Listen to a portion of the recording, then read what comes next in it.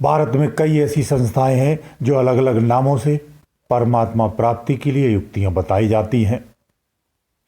कुछ उसमें ऐसी संस्थाएं हैं जो बहुत विशाल हैं। वो पंचाक्षरी गुरु मंत्र देती हैं और अपने साधकों को श्वासों के द्वारा अभ्यास करने के लिए कहती हैं, श्वासों के द्वारा भजन करने के लिए कहती हैं। कुछ संस्थाओं में या कुछ धर्मों में या कुछ पद्धतियों में या कुछ समुदायों में जो बड़े रूपों में है वो 2 नाम का अक्षर देते हैं। कोई 3 अक्षरी देता है, कोई 2 अक्षरी और कोई 1 अक्षर का नाम देता है और श्वासों पर अभ्यास करने के लिए कहता है। कुछ तुलनात्मक ढंग से अगर कहा जाए तो नाम अपने अलग होते हैं लेकिन परमात्मा का नाम नहीं होता है। तो तुलनात्मक ढंग से अगर कहा जाए तो इन सारे अक्षरों में एक अक्षरी श्रेष्ठ हो सकता है। कुछ लोग इससे सहमत नहीं होंगे, आपको स्वतंत्रता है, ये मेरा अपना मत है, इसलिए मैंने कहा। सभी गुरु मंत्र श्रेष्ठ हैं, सभी संस्थाओं की धारणा भी श्रेष्ठ हैं, सभी सम्माननीय हैं। परमात्मा प्राप्ति की कोई भी विधि हो सकती है, सर्वोत्तम होती है। उनके मार्ग प्रशस्त और अनुभव कुछ भिन्न हो सकते हैं, यह भी निश्चित है। इसलिए पंचाक्षरी जो नाम देती है ये ऐसी भी संस्था है, वो इन्हीं नामों के माध्यम से श्वासों का अभ्यास करते हैं। तो आज का विषय यही है कि श्वासों पे अभ्यास कैसे किया जाए। ज्यादातर लोग श्वासों के अभ्यास का अपने गुरुओं से गुरु दीक्षा लेकर के आ जाते हैं, सीख लेते हैं, परंतु सही से नहीं समझ पाते हैं। बहुत सारे ऐसे साधक हैं जो सामूहिक रूप से दीक्षा लेते हैं, उन्हें पर्सनली गाइडेंस नहीं मिल पाता है।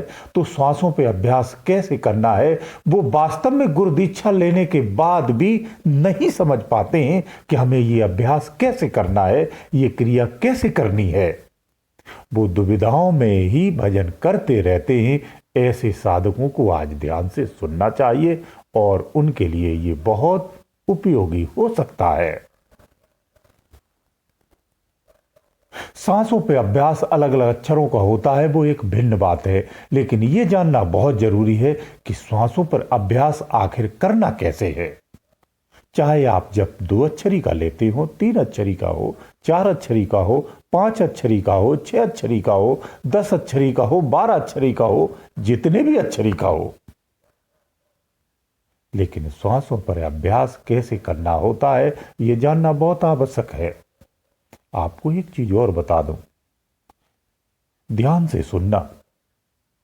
संतों ने अलग अलग अपनी अपनी सुविधा के अनुसार बहुत सारी विधियां बनाई हैं। कुछ शास्त्रों के अनुसार विधियों से चलते हैं।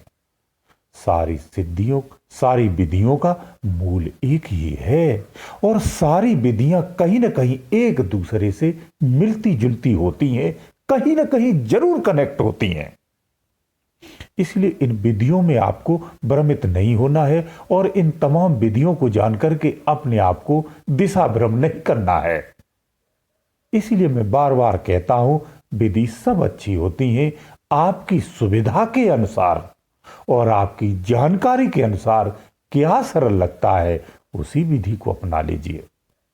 संतों की भाषा में कहें तो परमात्मा प्राप्ति की कोई विधि खास होती ही नहीं है। जो आप अपनी श्रद्धा से, अपने मन से, जिस विधि से, जिस युक्ति से, जैसे भी उसे भजते हैं वही विधि सर्वोत्तम हो जाती है। शास्त्रों के अनुसार विधियों की महत्वता हो सकती है, संतों के अनुसार विधियों की बहुत बड़ी महत्ता नहीं होती है। अध्यात्म में श्रद्धा, समर्पण और संयम की बहुत बड़ी महत्ता होती है। इस पर जरूर ध्यान करना चाहिए और इस पर फोकस करना चाहिए। जो मानव स्वरूप को स्थापित करती है, जो अपने निज वास्तविक स्वरूप में आता है, जो जन्म के समय आपका स्वरूप था, वही स्वरूप या वही अवस्था में जब आप आ जाते हैं तो साधना तो छोड़िए, परमात्मा प्राप्ति हर स्थिति में संभव हो जाती है। भजन की उपलब्धि हर संभव हो जाती है, ये निश्चित हो जाता है। जब मानवीय गुणों में आप होंगे तभी आप वास्तविकता को जान पाएंगे। जब तक आप मानवीय गुणों में नहीं होंगे आप अपनी वास्तविकता को नहीं जान सकते हैं। कितना भी अनुष्ठान करिए, कितना भी भजन सुनिए, कितने भी दान कर लीजिए, कितने भी पुण्य कर लीजिए, जब तक शुद्ध मानव नहीं बनते हैं तब तक परमात्मा को नहीं जान सकते हैं, यानी स्वयं को आप नहीं जान सकते हैं। तो श्वासों पे अभ्यास करना बहुत सरल है, सीधा सा है, आसान है। आपको जो पंचाक्षरी नाम दिया है ना, उस नाम का तो आप जप करते हैं। कुछ लोग उसको केवल ध्यान करते हैं, कुछ लोग उसे मन ही मन उसका नित क्षण जाप करते हैं, कुछ लोग उसे लिख करके केवल निहारते हैं। अलग अलग लोग अपने अलग अलग विधियों से करते हैं। श्वास का आना, श्वास का जाना, आती जाती श्वास को हर पल रहे निहार, आती जाती श्वास को हर पल रहे निहार, ऐसे घट घट में बसे परमात्म का विज्ञान। तो श्वास पर ध्यान देना है, श्वास पर अभ्यास करना है, यानी श्वास हमारी ऊपर आ रही है, नीचे जा रही है। कुछ साधक सिर्फ इतना ही करते हैं, लेकिन वास्तव में कहा जाए तो ये अधूरा भजन है।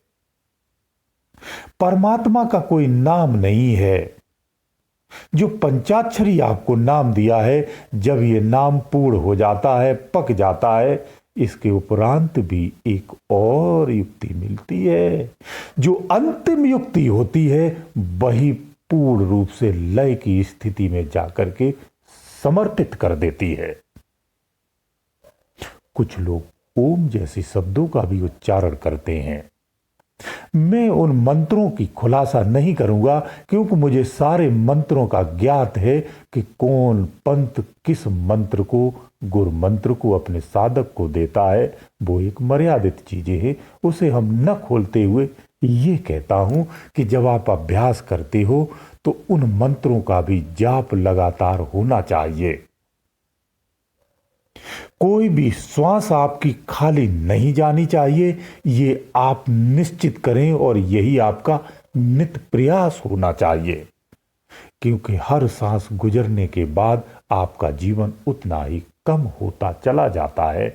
जैसे घड़ी की सुई टिक टिक करती है, ऐसे ही हर क्षण आपका जीवन भी घटता चला जा रहा है। हर श्वास पर आपको ध्यान करना है, उस परमात्मा को ध्यान करना है, उस जाप पर ध्यान करना है। इस तरह से जाप करना होता है। श्वासों पे अजपा जाप भी किया जाता है। वास्तव में वो अजपा जाप जो मंत्र और शब्दों से रहित है, उसका जो जाप करता है वही अजपा जाप है। वो पूर्ण जाप है, चेतनमय जाप है। यही सबसे सिद्ध जाप है जो बहुत तेजी से आपकी आंतरिक मलिनता का नाश कर देता है, विचार शून्य कर देता है, भक्तिमय बना देता है, आपके आंतरिक चक्षु को भी तेजी से खोल देता है और आप ज्ञान और विज्ञान की अनुभूतियों को पाने लगते हैं, जड़ और चेतन के भाव को जानने लगते हैं। तो चाहे आपका पंचाक्षरी हो, तीन अक्षरी हो, दो अक्षरी हो, आपको श्वासों पर नित अभ्यास करना है। कोई भी आप कार्य समाज का करते रहे, दिनचर्या में आप नौकरी, व्यवसाय, व्यापार, सफर, घर में, बाहर, कहीं भी हैं, हर श्वास को ध्यान रखना है, हर श्वास पे फोकस करना है। कोई भी श्वास खाली नहीं जाना चाहिए, इस बात का आपको ध्यान रखना चाहिए। गुरु के दिए हुए मंत्र की पालना करना ही गुरु की आज्ञा होती है। सिर्फ इतना ही करते रहना, आपको समस्त उपलब्धियां, समस्त कामयाबी, समस्त सफलताएं, समस्त आध्यात्मिक संपत्तियों के आप धनी होंगे। आप परमात्मा के अति निकट होंगे, उसके सानिध्य में होंगे, अंत में उसी में लय होंगे। जीवन का कल्याण निश्चित है। सिर्फ इतना ही कर लेना। श्वास हर क्षण चलती है। श्वास में एक उच्चारण भी होता है। श्वास की एक स्थिति, एक गति को जानना बहुत आवश्यक होता है। जब आप इस पर अभ्यास करते हैं तो ये श्वास पहले लंबी फिर हल्की हो जाती है। संसार में जीवन हमारा इसी से चलता है। वैसे भी कहा जाए तो विज्ञानमय स्थिति है, ये एक गूढ़ विज्ञान है। श्वासों का ही सारा खेल है उस विज्ञान के माध्यम से अगर देखा जाए। जो उस विज्ञानमय अवस्था को जानता है वो श्वासों के महत्व को जानता है, इस श्वास के होने वाले परिणामों को जानता है। इसी श्वास का ही सारा खेल है। इसी श्वास के माध्यम से ही जीवन का कल्याण हो जाता है। समस्त प्रकार के पाप और पुण्य, अच्छे और बुरे, अपने और पराये, जड़ और चेतन से परे हो जाते हैं। सारे भेद खुल जाते हैं, समस्त भ्रम मिट जाते हैं। ये नाम जप का ही कमाल है। तो श्वासों के माध्यम से जो नाम जप करते हैं उन्हें इस तरह से ही करना चाहिए। हर श्वास के साथ जप किया जाता है, ये पद्धति भी है और ऐसे ही करना चाहिए। जब आप नाम जप करते हैं, श्वासों के आधार पर करते हैं, तो अपने मन के चारों आयामों को चारों काम दे करके भजन करना चाहिए, ध्यान करना चाहिए, श्वासों का अभ्यास करना चाहिए। जब ये चारों आयाम एकत्र होते हैं, स्थिर हो जाते हैं, उसी क्षण आप समाधिष्ट हो जाते हैं।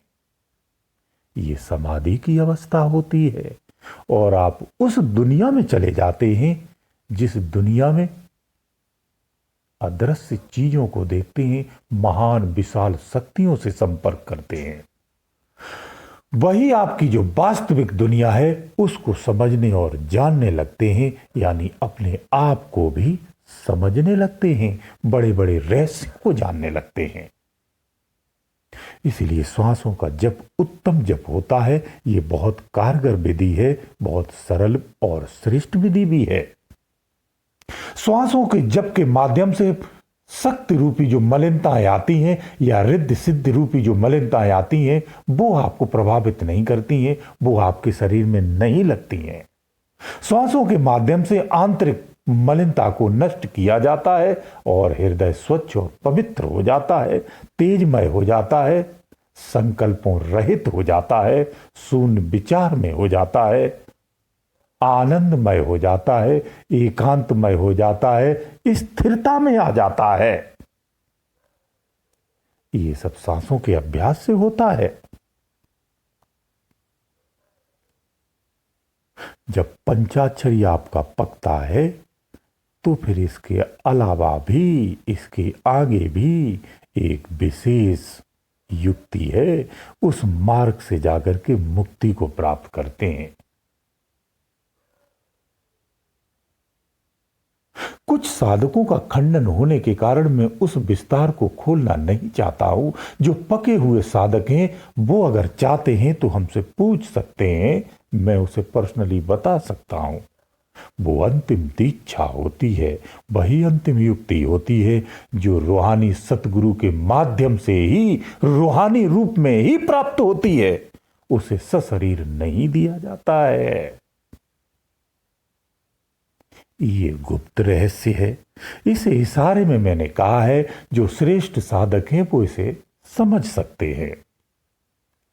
तो इस तरह से आपको श्वासों का अभ्यास करना चाहिए, निश्चित करना चाहिए। अब वो साधक सुने जो अनहद पर भी ध्यान करते हैं। कुछ साधक अनहद को ही सुनते हुए श्वासों का अभ्यास करते हैं। ये विधि भी बहुत उत्तम है, बहुत कारगर है, सटीक है।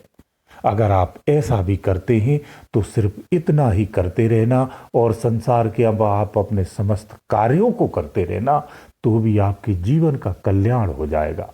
दुनिया में कुछ नहीं करते तो सिर्फ इतना ही करते रहना, तो भी आपके जीवन का कल्याण निश्चित है। मैं यहां तक कहता हूं कि हर कोई गहरी साधनाएं नहीं कर सकता है। कुछ ऊपरी ऐसी साधनाएं हैं जिनके माध्यम से आप परमात्मा प्राप्ति कर सकते हैं, अपने जीवन का कल्याण कर सकते हैं। ये संभव है। इस तरह से आपको जीवन जीना चाहिए। गुरुदेव दयालु।